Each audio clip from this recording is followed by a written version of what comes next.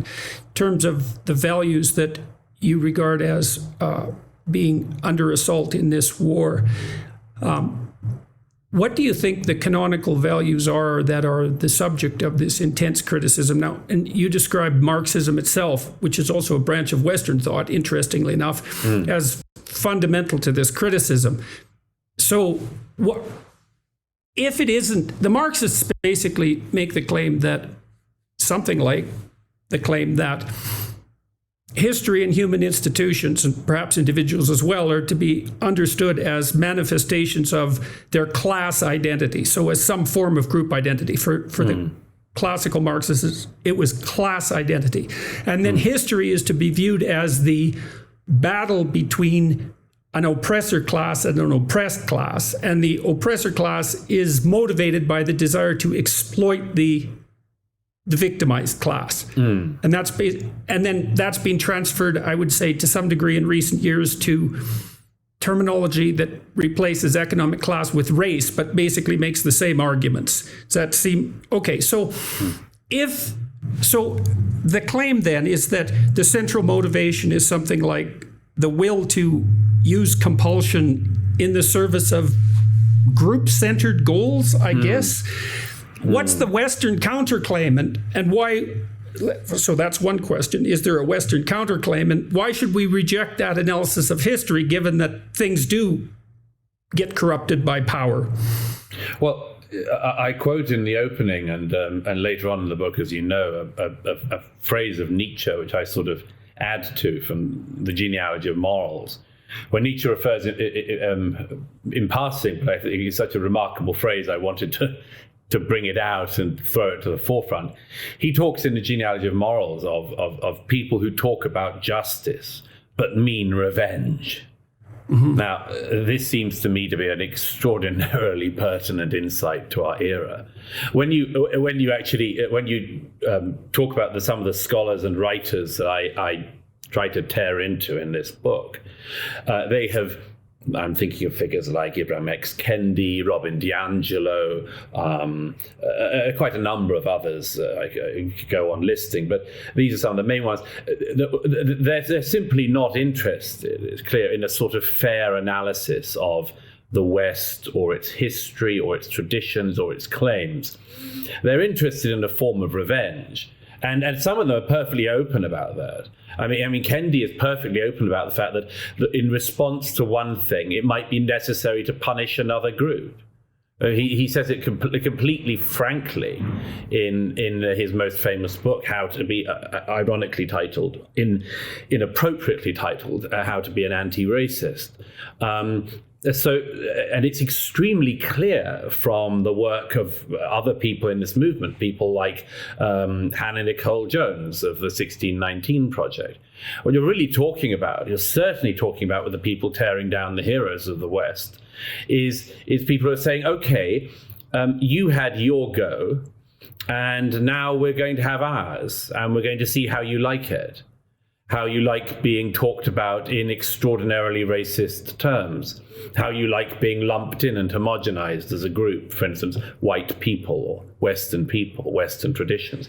And again, this isn't an entirely new thing. I point out again with one of the most prominent post-colonial writers, Edward Said, who every benighted student who's had to study at almost any university has come across Orientalism at some point. And one of Said's fundamental critiques of the West is that it essentializes people in the East. And, there's quite a lot of points to make about that, but one of them is he's extremely good at essentializing people in the West. He'll refer in passing, Said, to, for instance, your average 19th century European. Like, what the hell was an average 19th century European any more than a average 19th century person in Africa or the Arabian Peninsula? People of this revenge kind were extraordinarily keen to use tools which they claimed to deprecate, so long as that they furthered their particular political goals. And I think that they expose themselves again and again. And the problem in recent years, as I see it in the West, is that this process of revenge has taken on this exceptionally gleeful attitude. people like D'Angelo visibly, audibly cannot believe the luck they have that they can get away with saying the things that they do. And the fact that when asked to provide evidence, they say things like D'Angelo did recently in an interview. There's a collective glee in the white body when black bodies are punished. And her interviewer, who happens to be black, asks her for evidence of this. She has none. So she just makes another outrageous claim. And this has become part of it. Okay. This whole new booming economy of grievance politics, of oppressor politics and oppressed politics, identity politics, has become so infused lately and basically married with the Black Lives movement, Black Lives, Matter movement, with the Me Too movement, with all of these, and has really brought to the forefront many of these writers, as Douglas basically said, are just so lucky in in the respect that they're able to utter their platforms, their narratives, without being called out as racists themselves. I mean, Ibram X. Kendi, who actually was born Henry Rogers, folks, and imported the name X. Kendi, and then all of a sudden writes a book, how to be an anti-racist. In order to correct the racism of the past, it is okay to bring racism into the present and into the future. In other words, correct the wrongs of the past with more wrongs into the future. And then Robin DiAngelo with the racist attitudes. But if you bring this up, that thing is going to be hurled right back at you. And that's exactly what's going on right now. Jones, the 1619 Project, the lies that are being percolated, that are being developed, that are being thrown out there. And nobody presses back. And if somebody does, they're now called the oppressor. They're now called the racist. They're now called the bigot. They're now called the person that's coming from an institutionalized racist agenda. And all this is happening and swirling around right now, okay? It was there. We thought this was going to end or something with the election of Barack Obama back in 2008. But this just was percolating there. And then literally, the pendulum swung when the Black Lives Movement came into force. And remember, the riots that were going on, what were we being told? Oh, it's just a pressure release valve. People need to release their pressure because they've been oppressed for so long here in the United States of America. And that marginalized people, the blacks, these people need to riot. It's a pressure release valve. They need to steal. They need to, throw bricks through windows, grab ATM machines and try to, get into them.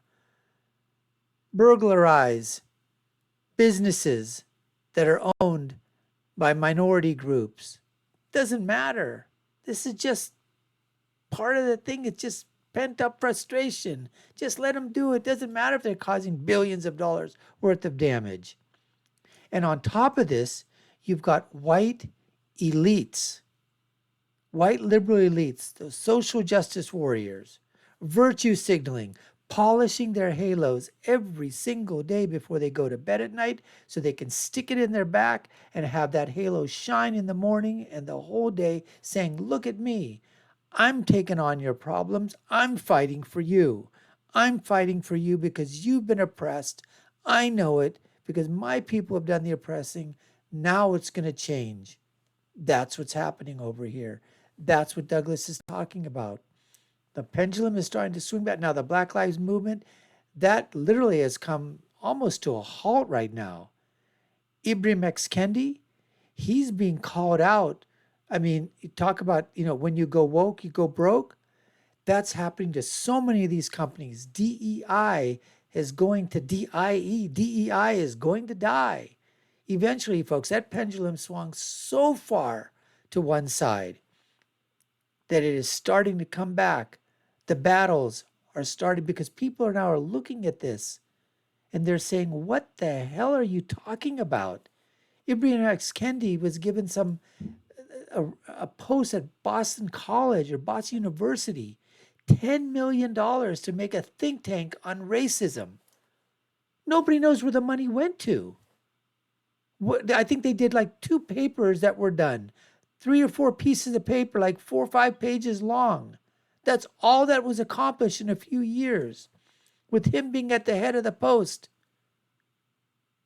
A think tank on how to solve the problems of racism. That was an agenda. This was going to be a huge, huge project, bringing people from all over the world, all over the country. Writers, journalists, academia. $10 million. Nobody knows where the money went to. People, they just started firing people. They didn't have the money to pay them. This is what happens, folks. This is what Douglas is talking about. It's amazing. Absolutely amazing. Anyways, we appreciate you taking the time to watch. You've been watching the Dr. Nasir Shaikh Show. I've been your host. My name is Dr. Nasir. If you've been done so already, we'd love for you to subscribe to the channel, like, share, and follow us. Check out our other links to these interviews here and below. My final thought is always, when you're right, you're right. And when you're left, you're wrong. Until next time, folks, take care and stay safe.